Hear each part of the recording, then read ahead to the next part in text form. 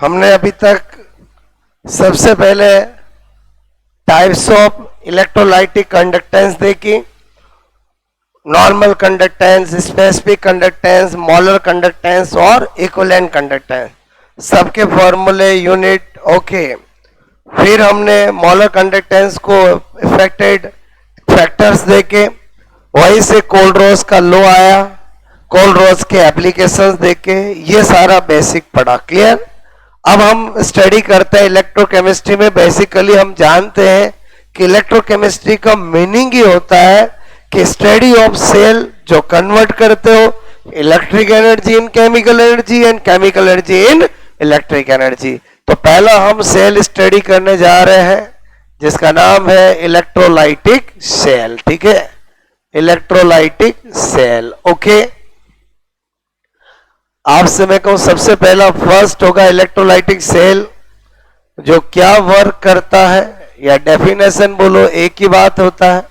ये electric energy को किस में कन्वर्ट करता है बोलो? केमिकल एनर्जी में। ठीक है, किसको किस में कन्वर्ट करता है? इलेक्ट्रिक एनर्जी को केमिकल एनर्जी में। ठीक है,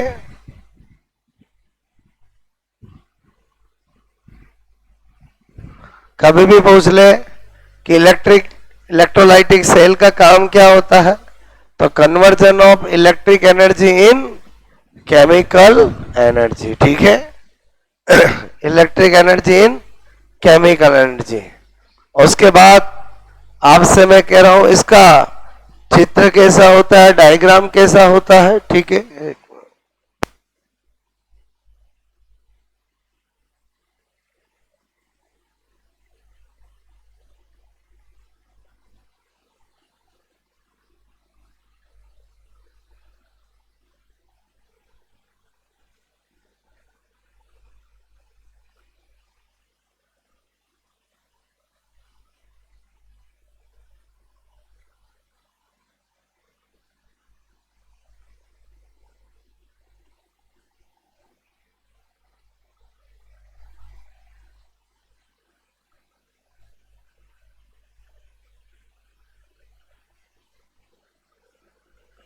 क्या आपसे मैं कह रहा हूं हमने वर्क देखा, अब अगर हम इसका डायग्राम देखें, ठीक है, तो आपको पता होना चाहिए कि इसका सर्किट कैसा होता है। इसमें क्या होता है? एक पोर्ट होता है। ठीक है, आपसे मैं कह रहा हूं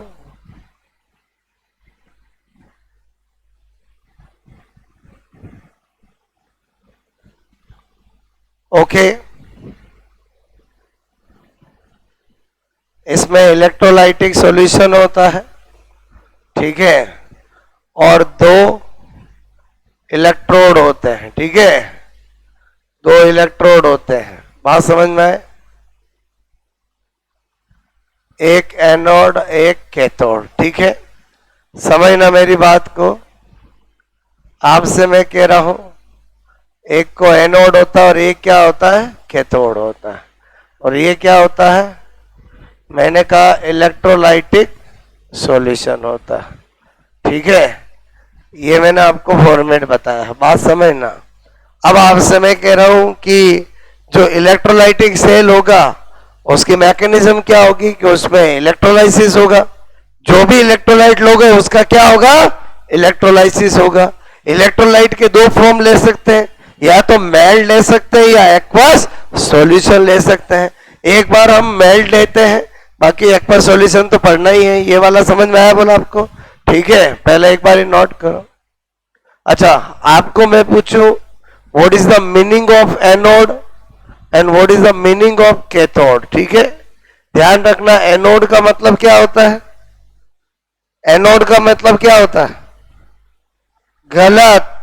ध्यान रखना, कभी भी एनोड का मतलब पॉजिटिव और कैथोड का मतलब नेगेटिव नहीं है, क्योंकि अभी मैं नेक्स्ट सेल पढ़ाऊंगा उसमें एनोड नेगेटिव होता है और कैथोड पॉजिटिव होता है। तो एनोड का मीनिंग हर सेल में एक ही है कि जिस पे ऑक्सीडेशन होता है वो एनोड होता है और जिस पे रिडक्शन होता है वो कैथोड होता है। बात समझना, एनोड क्या होता है बोलो? आपसे मैं कहूं साइट ऑफ ऑक्सीडेशन रिएक्शन। ठीक है, साइट ऑफ क्या है? ऑक्सीडेशन बोलो आपसे मेरे को, रिएक्शन मतलब एनोड इलेक्ट्रोड किसको बोलते हैं, जहां पर क्या होता है ऑक्सीडेशन रिएक्शन, और कैथोड क्या होता है साइट ऑफ रिडक्शन, ठीक है, रिडक्शन रिएक्शन। बात समझ में, ये फिक्स है, चाहे गैल्वेनिक सेल हो चाहे इलेक्ट्रोलाइटिक सेल हो, क्या फिक्स है बोलो, मेरी बात समझ में है कि ये फिक्स है कि एनोड कौन होगा जिस पे ऑक्सीडेशन होगा, कैथोड कौन होगा जिस पे रिडक्शन होगा। ये पॉजिटिव नेगेटिव होना तो क्या होता है कि एक पल में चेंज हो जाते हैं, बात समझ ना। तो आपसे मैं कह रहा हूं इतनी सिंपल बात आपको पता होनी चाहिए कि वो एनोड का मीनिंग जिस पे ऑक्सीडेशन होता है और कैथोड का मीनिंग जिसमें क्या होता है रिडक्शन होता है। ओके, और जो इलेक्ट्रोलाइटिक सॉल्यूशन है वो या तो हम लेते हैं मेल्ट या लेते हैं हम एक्वस सॉल्यूशन, ठीक है। आपसे हम या तो लेते हैं बोलो क्या इलेक्ट्रोलाइट का गलित या लेते हैं जलीय विलयन, ठीक है, इनमें से कोई एक लेते हैं, ठीक है। बात समझ आए बोलो। मैं इलेक्ट्रोलाइटिक सेल की सारी बातें कैसे सिखा रहा हूं समझ रहे हो, पॉइंट्स में सीख रहे हैं अपन, ठीक है, ताकि आपको ध्यान रहे कि क्या हमें पता होना चाहिए। आगे बढ़े, एक बार हमने जाना कि वर्क क्या करेगा, फिर जाना कि इसके अंदर पॉट एक होगा कि दो होगा, एक ही होगा, और एक ही पॉट में क्या होगा बोलो दोनों इलेक्ट्रोड होंगे, एक ही पॉट में क्या होंगे बोलो दोनों इलेक्ट्रोड होंगे, क्लियर। और जो इलेक्ट्रोलाइटिक सेल होता है उसमें एनोड पॉजिटिव होता है और कैथोड नेगेटिव होता है, लेकिन जो गैल्वेनिक सेल होगा उसमें चेंज होगा, एनोड क्या होगा नेगेटिव और कैथोड क्या होगा पॉजिटिव, क्लियर। तो एनोड और कैथोड का व्यू हमारा पॉजिटिव नेगेटिव है ही नहीं। एनोड का मतलब क्या होता है site of oxidation reaction, cathode का मतलब क्या होता है साइट ऑफ रिडक्शन रिएक्शन। हाँ ये फिक्स है, चाहे सेल कोई सा भी हो, एनोड वही माना जाएगा जिसपे ऑक्सीडेशन होता है, कैथोड वही माना जाएगा जिसपे रिडक्शन होता है। बात समझ में? ओके, नंबर 3, नंबर 3 आपसे मैंने कहा इलेक्ट्रोलाइसिस, ठीक है। बोलो, मैं बोलूं मैकेनिज्म ऑफ इलेक्ट्रोलाइटिक सेल या इलेक्ट्रोलाइसिस एक ही बात है, बोलो आपसे मैं कह रहा हूं, ठीक है। मैंने कहा इलेक्ट्रोलाइटिक सेल, ठीक है, मैकेनिज्म ऑफ इलेक्ट्रोलाइटिक सेल या मैं बोलूं इलेक्ट्रोलाइसिस एक ही बात है। एक एग्जांपल लेते हैं, मैंने कहा एग्जांपल लिया इलेक्ट्रोलाइसिस ऑफ मेल्ट NaCl, ठीक है, क्या लिया मेल्ट NaCl, ओके। तो मेल्ट NaCl में क्या दो ही आइंस होंगे, एक Na+ होगा और एक Cl- होगा। मैंने कहा 8 एनोड, ठीक है, एनोड पे दौड़ के कौन जाएगा, थोड़ा ध्यान दो यार, एनोड पे जाएगा बोलो Cl-, और वो किस में कन्वर्ट होगा बोलो आपसे मैं कह रहा हूं यहां पर, मैंने कहा हाफ Cl में, और एक इलेक्ट्रॉन रिलीज होगा। बोलो बात समझ में? और यस या नो, यहां 2 कर दो तो वहां Cl2 हो जाएगा, क्लियर। मैंने कहा 8 कैथोड, बोलो कैथोड पे कौन जाएगा Na+, ठीक है, और किस में कन्वर्ट होगा Na में। तो इसका मतलब हुआ कि इलेक्ट्रोलाइटिक सेल के अंदर मेटल हमेशा कहां डिपॉजिट होती है, कैथोड पर। मेटल कहां डिपॉजिट होती है, कैथोड पर। बोलो बात समझ में है? ओके। अब आपसे मैं कह रहा हूं कितनी इलेक्ट्रिक करंट फ्लो करेंगे तो कितनी मेटल डिपॉजिट होगी, इसकी स्टडी के लिए फेराडे ने काम किया, और फेराडे ने अपने लॉ दिए जिनसे हम सारा कैलकुलेशन कर सकते हैं। तो इसका मतलब हुआ कि एक बात तो श्योर हो गई कि इलेक्ट्रोलाइटिक सेल में मेटल हमेशा कहां डिपॉजिट होती है, कैथोड पर। बोलो कहां होती है, कैथोड पर। तो आपसे मैं कहूं, मैंने कहा डिपोजिशन, ठीक है, ऑफ मेटल, आपसे हमको डिपोजिशन ऑफ मेटल इन, मैंने कहा इलेक्ट्रोलाइटिक सेल, बोलो कहां होता है 8 कैथोड इलेक्ट्रोड, 8 कैथोड आपसे मैं कहूं इलेक्ट्रोड, ठीक है, 8 कैथोड मैंने कहा इलेक्ट्रोड, ठीक है। आई थिंक आपको मेरी बात समझ में आए कि जो आपकी मेटल का डिपोजिशन है वो किस इलेक्ट्रोलाइटिक सेल में कहां होता है, बोलो कैथोड इलेक्ट्रोड पे होता है, ठीक है।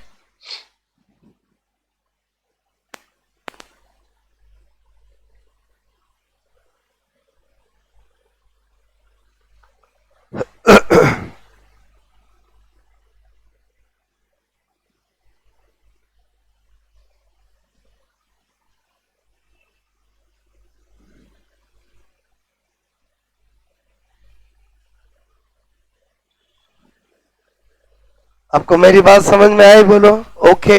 तो इसका मतलब नेक्स्ट पॉइंट हमारा क्या होगा? फेराडेज लो, ठीक है। आपसे मेरे को नंबर 4 बात समझ में आ रही? बोलो ओके। नंबर 4 मैंने कहा फेराडे, ठीक है, फेराडे लो, ठीक है। फेराडे लो ऑफ, आपसे मैं कर रहा हूं इलेक्ट्रोलाइसिस। फेराडे ने इलेक्ट्रोलाइसिस के लो दिए। एक है बोलो फर्स्ट लो, ठीक है।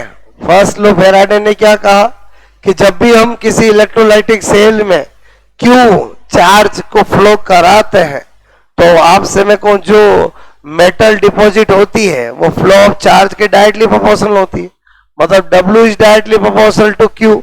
और यहां पर इसको हटाते हैं तो एक कांस्टेंट आता है जिसको जेड कहते हैं। तो यहाँ W क्या, Q क्या, जेड क्या? तो आपसे मैं कहूँ W तो क्या है? बोलो आपसे मैं करूं, ठीक है। मैंने कहा मास ऑफ, आपसे मैं कहूं डिपॉजिट मेटल 8 कैथोड। बोलो बात समझ में? 8 कैथोड। बोलो क्या समझे? बोलो mass of deposit metal 8 cathode. Q क्या है? बोलो flow charge in electrolytic cell. बोलो आपसे मैं करूं फ्लो चार्ज, आपसे मैं करूं इन इलेक्ट्रोलाइटिक सेल। और जेड क्या है? कांस्टेंट, जिसको बोलते हैं इलेक्ट्रोकेमिकल इक्विवेलेंट। बोलो इलेक्ट्रोकेमिकल क्या कहते हैं? बोलो इक्विवेलेंट, ठीक है। बोलो आपसे हम क्या कहते हैं? इलेक्ट्रोकेमिकल इक्विवेलेंट, ठीक है। मेरे कहने मतलब क्या कहते हैं? विद्युत रासायनिक तुल्यांक। क्लियर? ओके। फिर क्या पता चला? इधर देखो, ये जो जेड होता है, मेरी बात को समझना, ये जेड जो होता है वो E अपॉन 96500 के इक्वल होता है। तो इसका मतलब E क्या है और ये 90500 कूलाम क्या है, ठीक है। तो आपसे में E तो क्या होता है? Equivalent weight A of deposited metal. आपसे में को इक्विवेलेंट, आपसे मैं करूं वेट, ठीक है, ऑफ, आपसे मैं करूं डिपॉजिट मेटल, ठीक है। डिपॉजिट मैंने कहा मेटल, ठीक है। मतलब जो भी जमा हो रही है, डिपॉजिट हो रही है मेटल, उसका इक्विवेलेंट वेट है। और 96500 क्या है? बोलो आपसे मैं कहूं चार्ज ऑफ 1 मोल, आपसे मैं कहूं इलेक्ट्रॉन, जिसको 1 फेराडे भी कहते हैं। क्या कहते हैं? बोलो 1 फेराडे, ठीक है। और ये जो होता है वो वेरी वेरी इंपॉर्टेंट। आप लाइन बहुत सारे क्वेश्चन सोल्व कराती है जो अभी करेंगे कि 96500 कुलाम का मतलब होता है charge of 1 mole electron. It means अगर मुझे कभी भी 4 मोल ऑफ इलेक्ट्रॉन मिलेंगे तो मुझे चार्ज पता करना है, तो 4 मल्टीप्लाई 96500, 4 फेराडे कर सकता हूं। बोलो तो 1 मोल ऑफ इलेक्ट्रॉन जो होता है वो 1 फेराडे के इक्वल होता है। 1 फेराडे कुलाम में किसके इक्वल होता है? 96500 कुलाम के इक्वल होता है। क्वेश्चंस करेंगे अभी, पहले इतना समझ में आया? बोलो ओके। थोड़ा आगे देखो, इधर देखो, आपसे मैं करूं इतना मैंने बताया आपको, क्लियर? देखो मेरे कहने का मतलब है जेड इज, आपसे मैं कह रहा हूं W इज इक्वल टू क्या है? बोलो जेड क्यू। इतना तो समझ में आया? बोलो। और फॉर्म बनाते हैं। मैंने कहा मैं क्या कर सकता हूं, इसी को बोलो E अपॉन 96500 क्यू लिख सकता हूं। ओके। मैंने कहा यहां पर I इज इक्वल टू क्या होता है? Q by T. इसका मतलब हुआ जहां Q है मैं आई टी लिख सकता हूं। W is equal to Z I T. इसका मतलब हुआ कि फाइनली क्या कह सकते हैं? अतः आपसे मैं कह रहा हूं डिपॉजिट मेटल का मास जो है वो आपसे मैं कहूं जेड क्यू, या आपसे मैं कहूं जेड आई टी, या बोलो E अपॉन 96500 आई टी, ठीक है। बोलो 96500 आई टी। डिपेंड करता है क्या इंफॉर्मेशन गिवन है, उसके अकॉर्डिंग काम करेंगे। आई क्या है? करंट। टी क्या है? टाइम। बोलो बात समझे नहीं समझे? बोलो क्लियर? तो आप समय को नोट करोगे।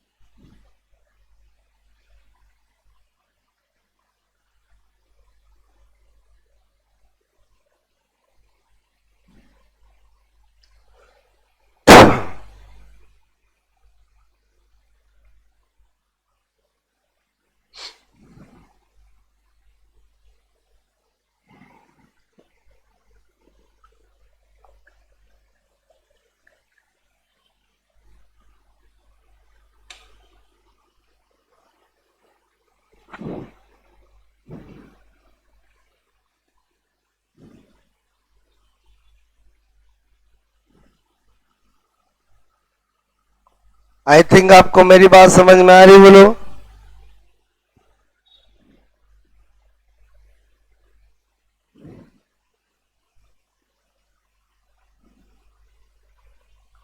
ठीक है, तो ये तो मैंने नेक्स्ट करूं मैं, बोलो किया नोट। ओके हुआ।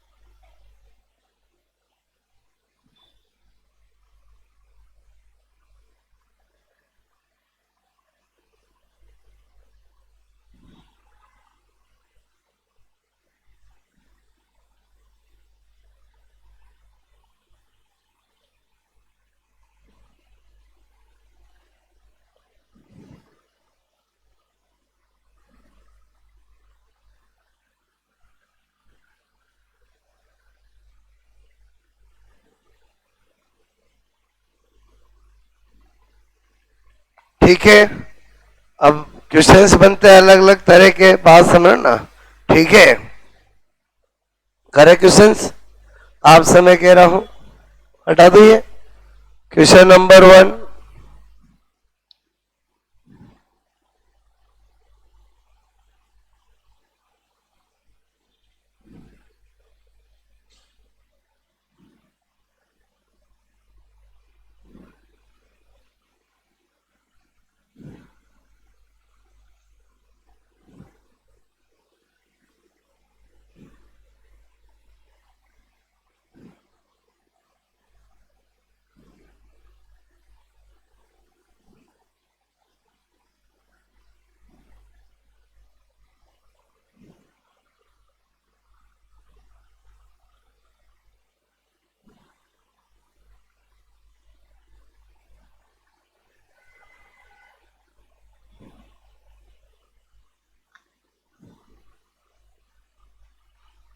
if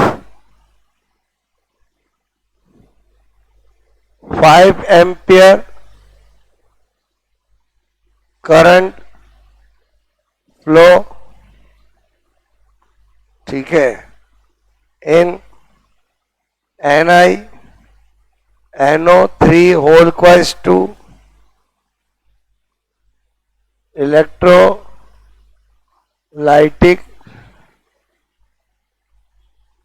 solution cell, ठीक है, इलेक्ट्रोलाइटिक सॉल्यूशन सेल, ठीक है, इलेक्ट्रोलाइटिक सॉल्यूशन सेल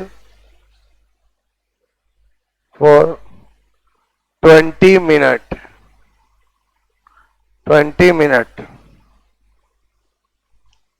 ठीक है। फाइंड आउट डिपॉजिट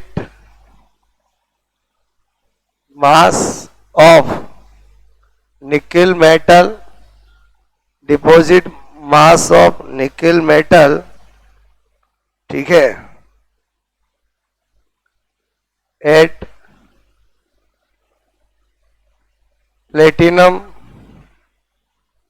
ठीक है, इलेक्ट्रोड, ठीक है, गिवन है एटॉमिक मास ऑफ Ni 58 आपसे मैं कह रहा हूं 58.7, ठीक है, ग्राम पर मोल, ठीक है। पहले आप करो फिर मैं बताता हूं आपको। ऑप्शन से हमारे ए 1.824 ग्राम, बी 18.24 ग्राम, ठीक है, सी 1824 ग्राम, डी 0.182 ग्राम, ठीक है।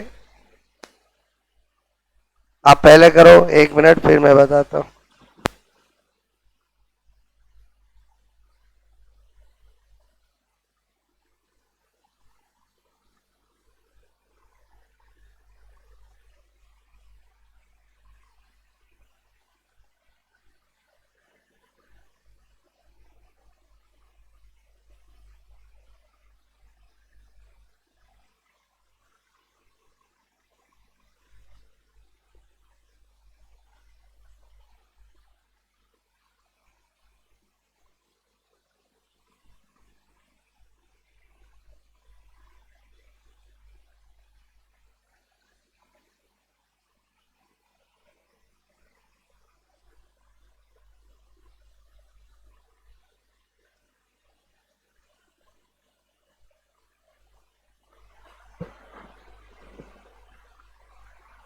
एक बार आप सोचो फिर मैं बताता हूं, ठीक है।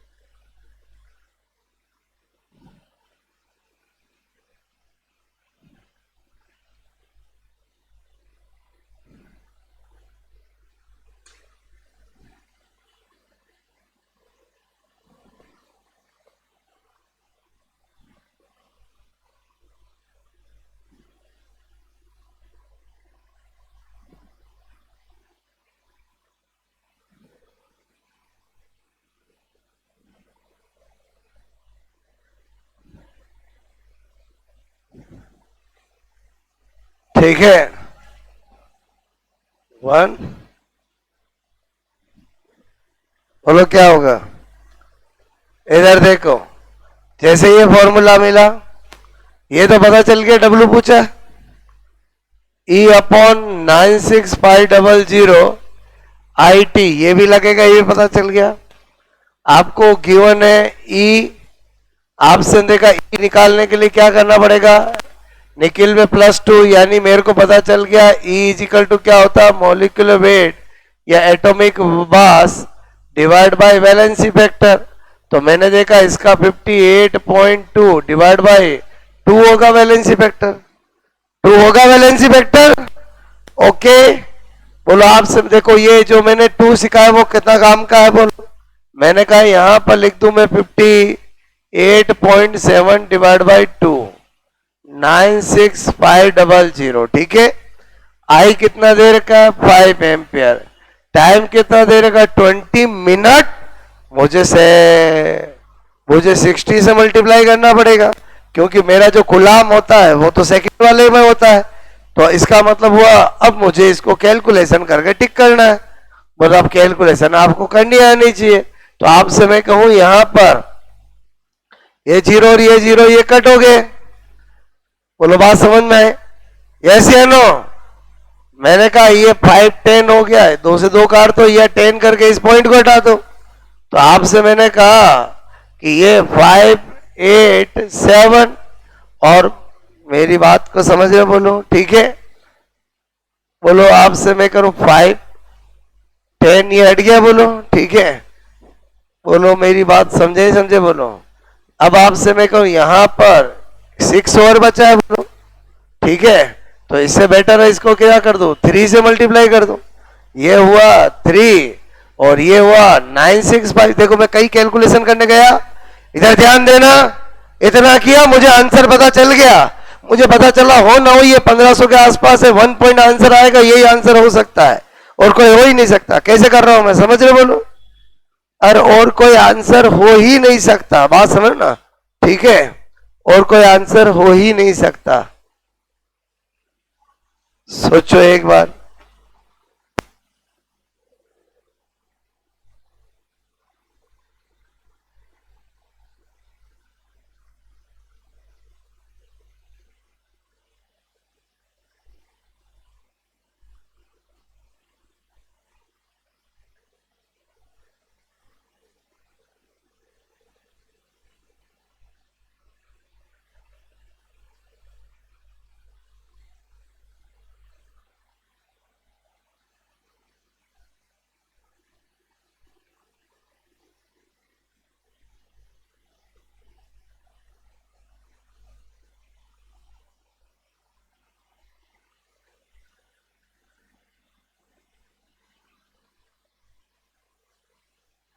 अब मेरा तरीका समझ रहे नहीं समझ रहे बोलो। मैं क्या कहना चाहता हूं कि कैलकुलेशन अननेसेसरी होती ही नहीं है।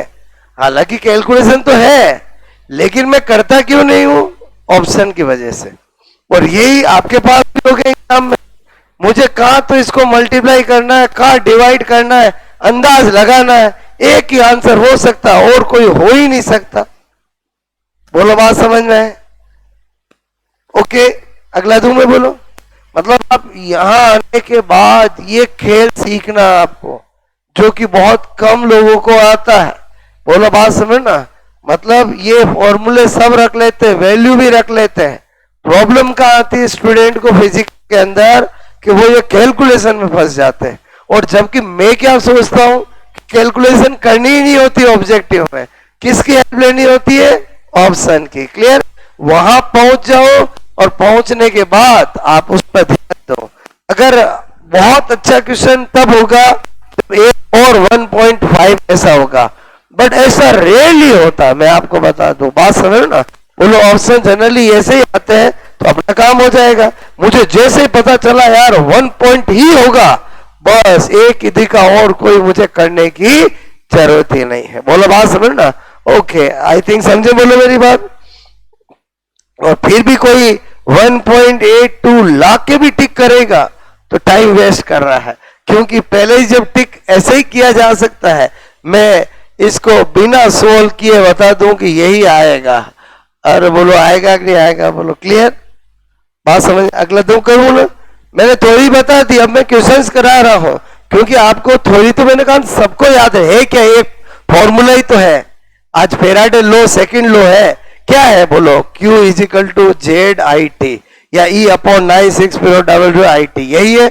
ओके, इसी पे क्वेश्चन आएंगे। ठीक है, क्वेश्चन नंबर 2 दू मैं बोलो, क्वेश्चन नंबर 2। ठीक है,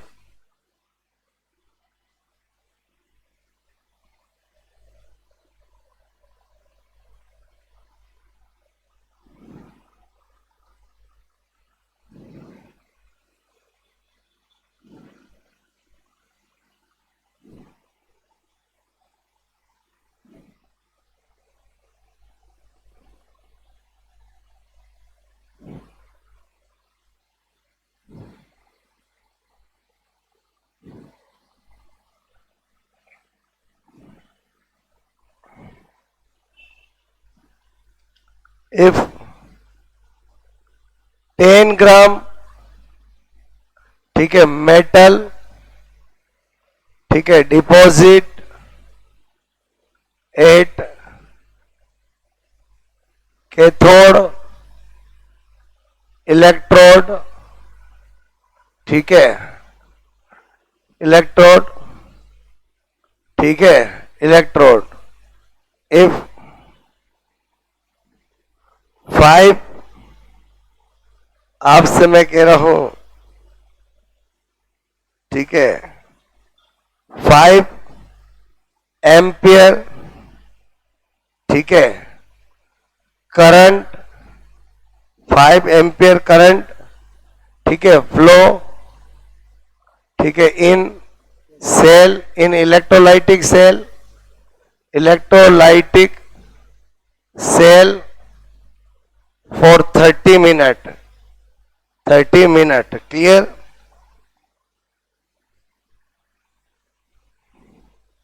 ठीक है, फाइंड आउट, ठीक है, find out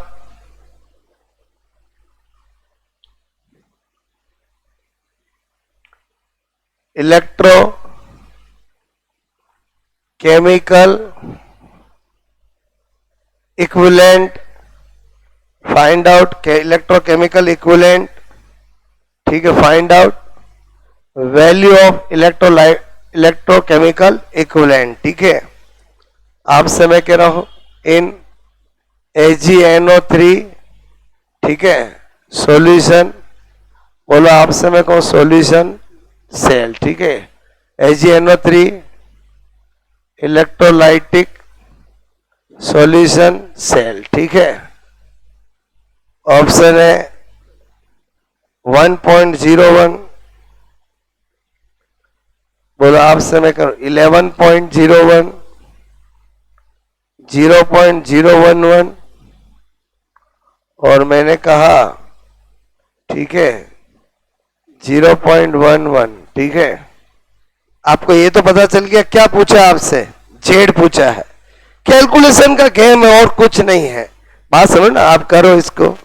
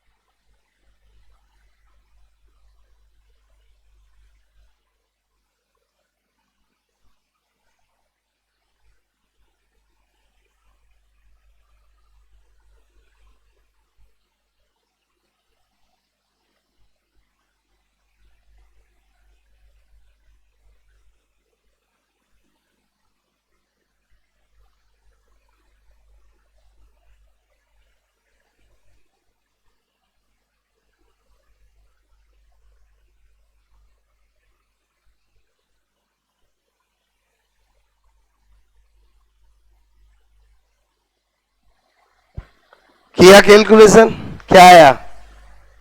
C is right answer. मतलब आप समझ गए कि नहीं समझ गए बोलो? कई कैलकुलेशन करनी ही नहीं होती है। मतलब मोस्ट ऑफ स्टूडेंट इसलिए डरते हैं, उनको लगता है इतनी बड़ी कैलकुलेशन हम क्या करेंगे।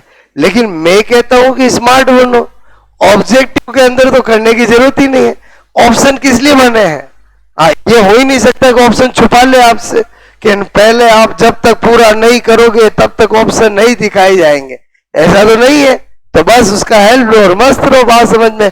जो स्टूडेंट 2 मिनट लगाएगा, आप बोला 40 सेकंड में करके आगे बढ़ जाओगे।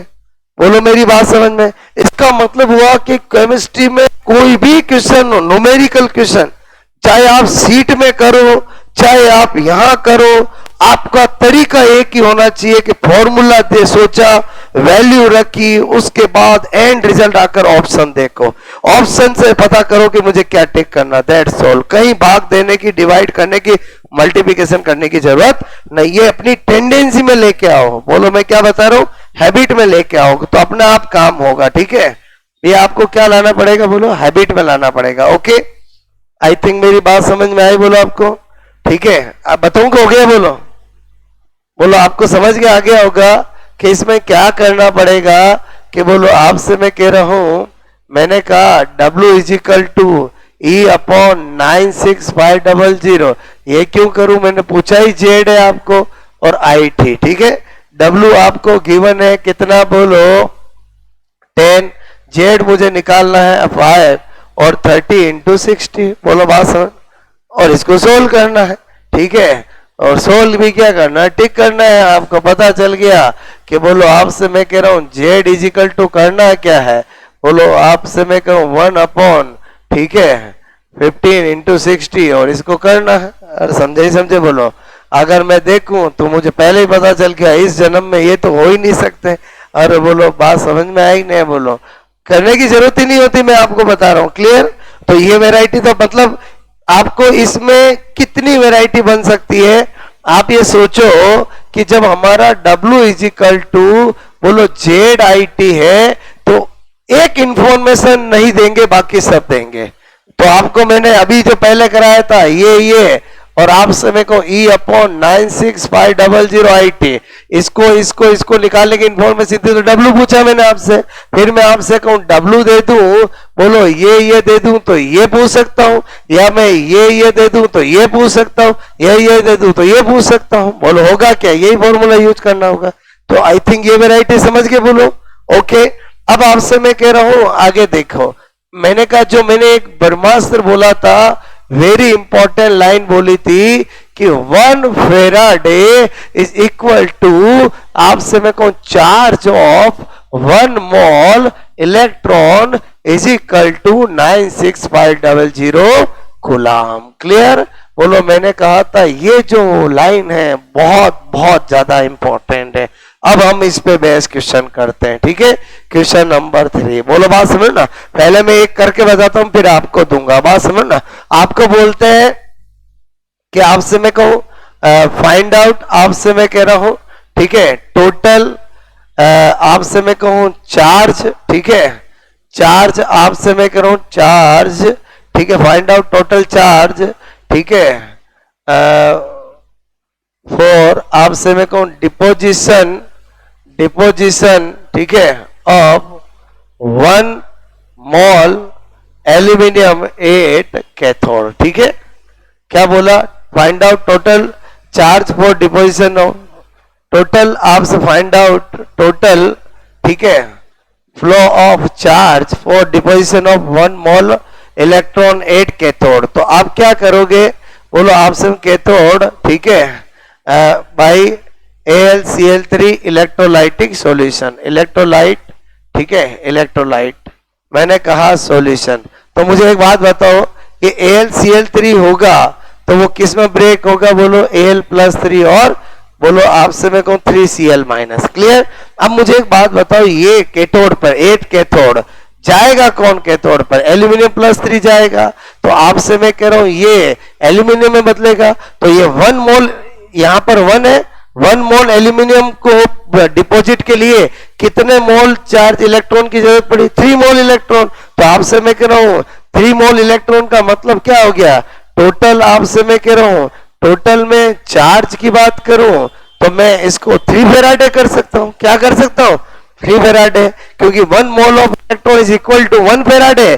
तो 3 मोल ऑफ इलेक्ट्रॉन, आपको कि सर कहां लिखा हुआ 3 मोल ऑफ इलेक्ट्रॉन? केमिस्ट्री में यही होता है, ये जितने भी नंबर्स होते हैं, स्टोइकोमेट्री होते हैं, वो मोल को रिप्रेजेंट करते हैं। तो 3 मोल ऑफ इलेक्ट्रॉन का मतलब 3 फेराडे। अगर ऑप्शन 2 फेराडे, 3 फेराडे, 4 फेराडे तो कोई दिक्कत नहीं, लेकिन अगर गुलाम में दे रखा हो तो 3 इंटू 96500 गुलाम, और इसको क्या कर लेंगे? मल्टीप्लाई कर लेंगे। बोलो बात समझ में? अपन क्यों करें? अपन मल्टीप्लाई, सामने ऑप्शन होगा तो हम कर लेंगे। बोलो पहले बताओ, ये वेराइटी समझ में आई? अब मैं दूंगा आपको, बोलो ठीक है।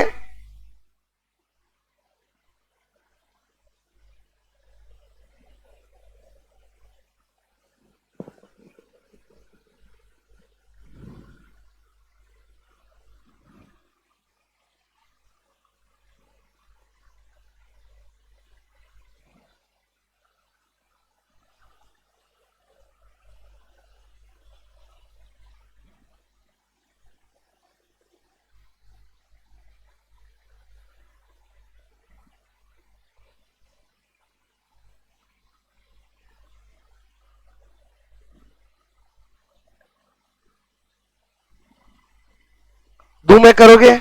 अच्छा, इसमें एक बात ध्यान रखनी है, ये तो चलो ठीक है, सीधा सीधा था। मैं यहां पर आपको सपोज दैट 1 मोल एल्यूमिनियम की जगह मैं बोलता कि बोलो 27 ग्राम एल्यूमिनियम डिपॉजिट करना, तो भी 1 मोल ही होता।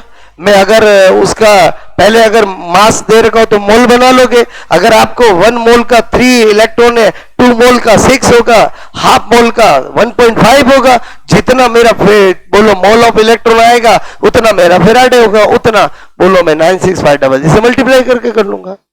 बोलो बात समझ में? कभी भी आपकी टेंडेंसी पहले ये निकालने की होने की, कुलाम में तो वैसे ही निकाल लेंगे, क्योंकि आपको याद होना चाहिए ये वाली लाइन जो मैंने बताई है कि 1 फेराडे इज इक्वल टू बोलो charge of 1 mole electron is equal to बोलो इक्वल टू 96500 कुलाम। बोलो दू में बोलो ओके। इस वेराइटी के अच्छे क्वेश्चन बनते हैं। पहले मैं आप दे रहा हूं, पहले बता रहा हूं, आप करना ठीक है।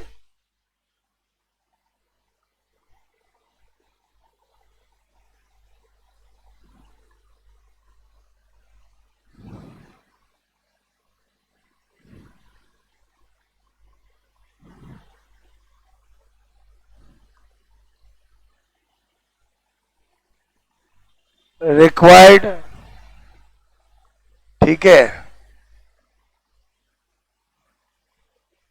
चार्ज इन कुलाम, ठीक है, फॉर 46 ग्राम Na, ठीक है, डिपोजिशन, ठीक है, 46 ग्राम NaCl डिपोजिशन, ठीक है, deposition in NaCl electrolytic cell, ठीक है। पहले आप करो फिर मैं बताता हूं, करो।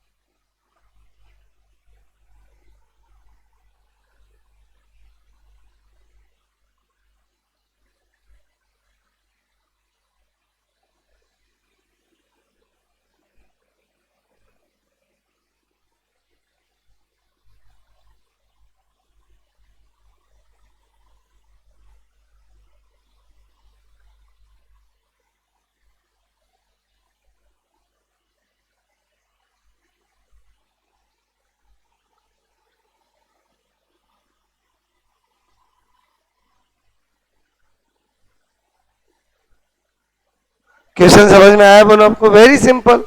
आपको क्या करना है, NaCl दिया, Na प्लस Cl माइनस, ठीक है। Na प्लस आपसे मैं कहूं change in Na, okay.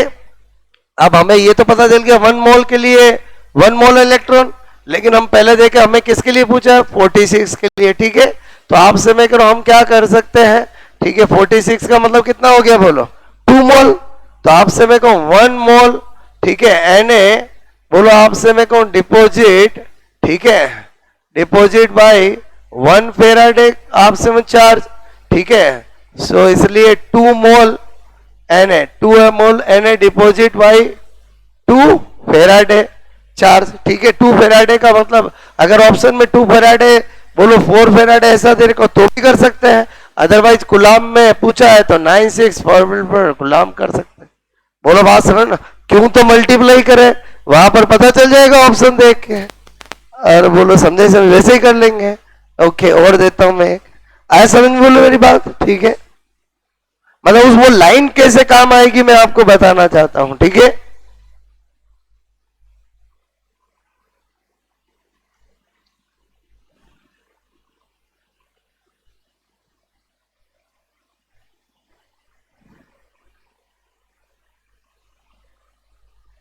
Question number 5,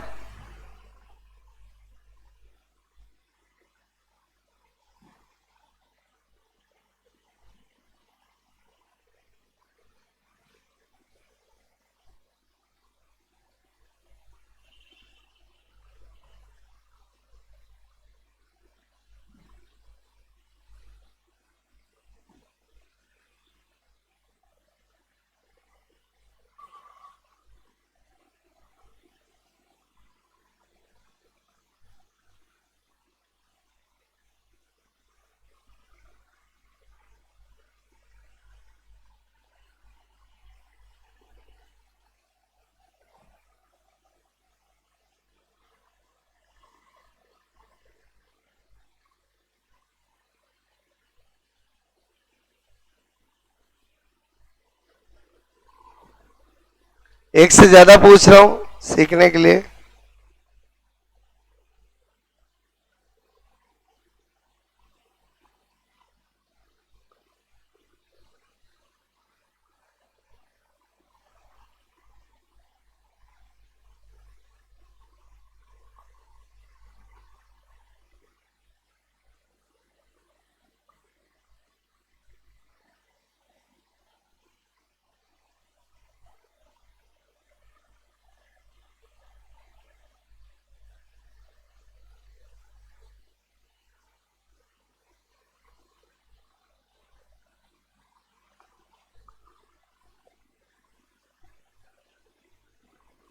आपको क्वेश्चन समझ में आया बोलो?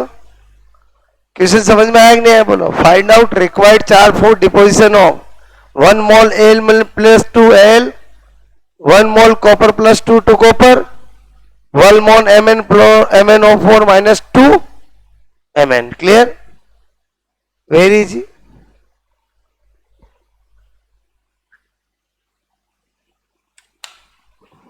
तीन पूछे मैंने आपसे।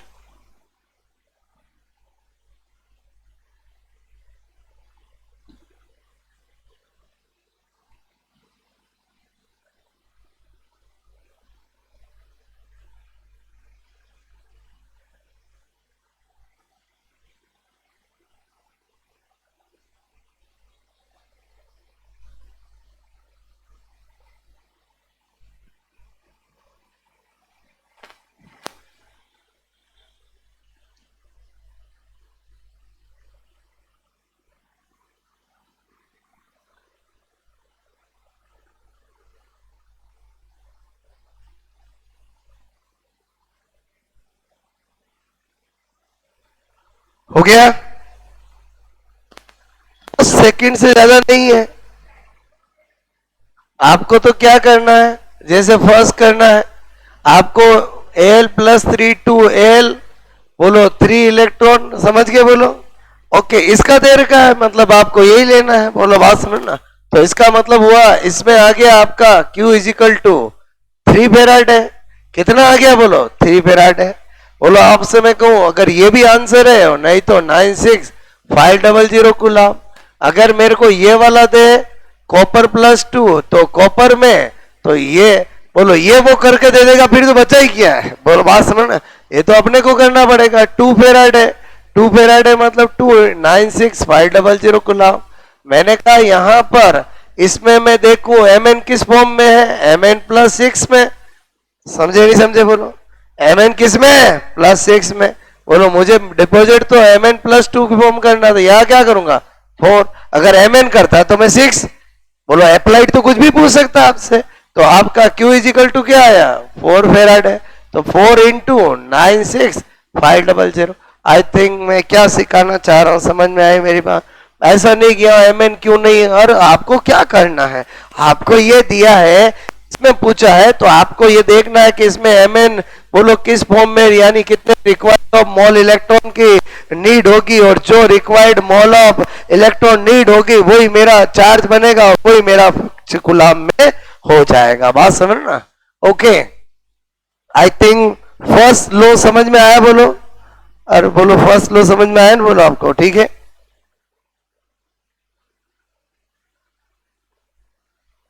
Okay, now second law of Faraday, second law of Faraday, ठीक है। आपसे मैं कहूं सेकंड लॉ, ठीक है, ऑफ फेराडे, ठीक है। पहले हमने देखा first law of Faraday, second law of Faraday, दोनों इलेक्ट्रोलाइसिस के लिए दिए गए हैं। फेराडे के लॉ किसके लिए दिए गए? इलेक्ट्रोलाइसिस के लिए। पहले ही हमने बोला था कि जो इलेक्ट्रोलाइटिक कंडक्टेंस या इलेक्ट्रोलाइटिक, उनमें हम फेराडे लॉ लगाते हैं, क्लियर। अब फेराडे कहता है अपने फर्स्ट लॉ में कि 1 सेल के अंदर, अब ये बात करता है 2 सेल में, अगर हम 2 सेल को सीरीज में कनेक्ट करते हैं, 2 इलेक्ट्रोलाइटिक सेल को क्या करते हैं सीरीज में कनेक्ट करते हैं। सीरीज में कनेक्ट करने का मतलब करंट चार्ज सेम फ्लो होगा। तो आपसे मैं कह रहा हूं, मैंने कहा इफ 2, आपसे मैं कहूं इलेक्ट्रोलाइटिक सेल, इलेक्ट्रोलाइटिक सेल बोलो कनेक्ट, आपसे मैं कह रहा हूं, ठीक है, कनेक्ट इन, आपसे मैं कहूं सीरीज, ठीक है, कनेक्ट इन सीरीज। तो जैसे ही सीरीज में कनेक्ट करेंगे वैसे ही क्यू क्या हो जाएगा बोलो, सेम हो जाएगा। क्यू सेम होते इधर ध्यान दो, W = क्या होता है ZQ, तो W डायरेक्टली प्रोपोर्शनल टू क्या हो जाएगा Z हो जाएगा।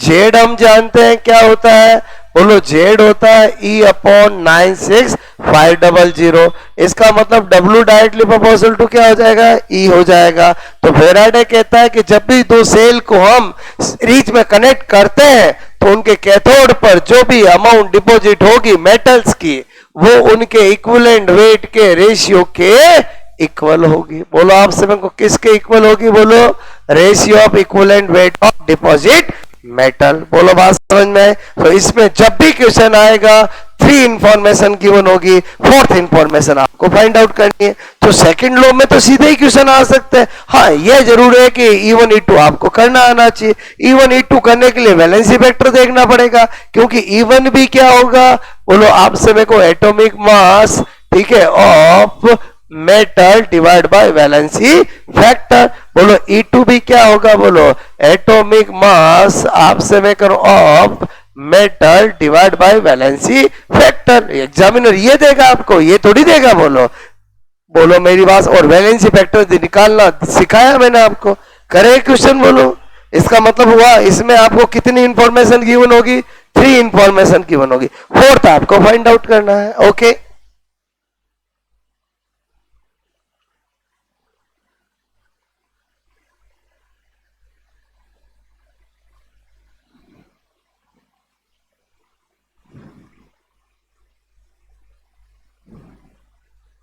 एक क्वेश्चन करते हैं अपन।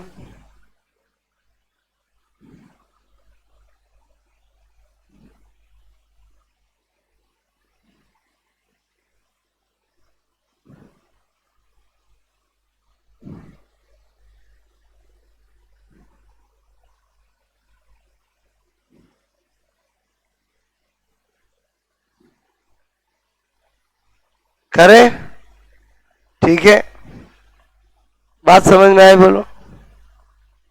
क्वेश्चन मैंने कहा if AgNO3 and CuSO4 electrolytic solution cell, ठीक है, सेल कनेक्ट इन सीरीज, ठीक है, then connect in series, then 0.72 gram Ag deposit, ठीक है, आप समय को डिपॉजिट एट कैथोड इलेक्ट्रोड, ठीक है, फाइंड आउट, आप समय के रहो, find out mass of deposition of, मैंने कहा कॉपर मेटल 8, ठीक है, कैथोड, ये कैथोड किसका होगा, इस वाले सेल का होगा, ये कैथोड किसका है, इस वाले दो सेल को जोड़ा है ना, ठीक है, और आपको यहां पर दे रखा है एटॉमिक मास, ठीक है, ऑफ कॉपर एंड Ag, ठीक है, 63 एंड 108, ओके। ऑप्शन है आपके पास ABCD। क्वेश्चन समझ में आया कि नहीं आया? अरे बोलो समझे कि नहीं समझे? ओके, जितनी इंफॉर्मेशन एग्जामिनर को देनी चाहिए उतनी वो दे चुका है, आपसे मैं कह रहा हूं, ठीक है।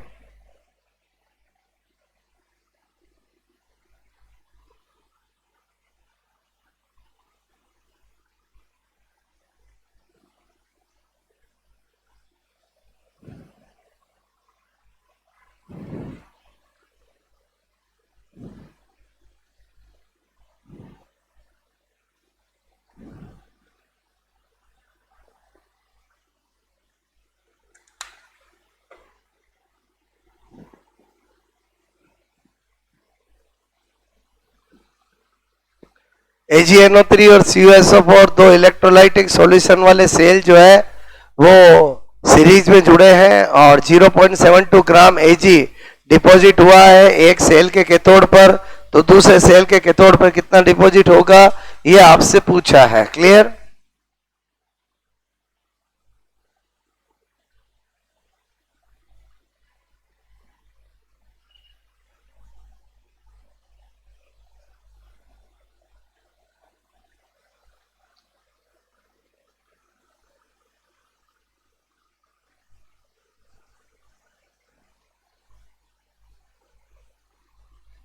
कैलकुलेशन का खेल है, जो कैलकुलेशन में परफेक्ट होगा वो आपसे मैं कहूं अच्छे से कर पाएगा।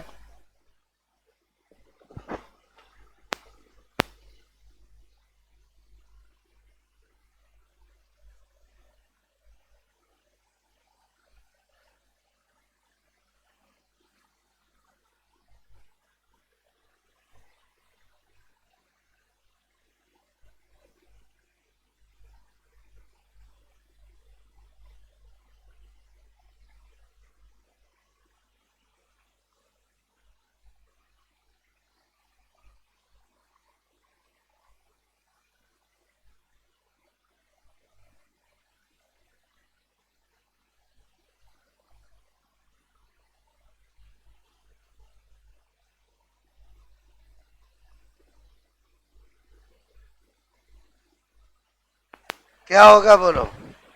B is right answer. मतलब आप तरीका सीख जाओ कैलकुलेशन का। अरे बोलो समझे ही समझे बोलो, मैं क्या सिखाना चाह रहा हूं समझ में आया बोलो? ठीक है भाई, आपको ये पता चल गया W1 upon W2 is equal to E1 upon E2। इसका मतलब हुआ मैं यहाँ W आपको पूछा किसका है बोलो? कॉपर का। Copper divide by W Ag, तो ये E किसका करना पड़ेगा? कॉपर। E किसका करना पड़ेगा? Ag। कॉपर का मेरे को बताओ, यहाँ कॉपर +2 है, इट मींस जो मुझे 63 दिया डिवाइड बाय 2 आएगा, और मैंने कहा Ag का तो 1 है तो 108 आएगा। फिर मुझे पता चल गया कि कॉपर का करना Hg का कितना दे रखा है, बोलो 0.72, तो 63 इंटू 0.72 2 मल्टीप्लाई 108, इसको कैलकुलेट करना और टिक करना है, हो जाएगा बोलो। और यस या नो? आई थिंक मैंने आज क्या सिखाया आपको, अभी मैंने इलेक्ट्रोलाइटिक सेल में बोलो मेन चीज फेराडेलो सिखाया। क्लियर? आगे कहानी को बढ़ाएंगे 5 मिनट।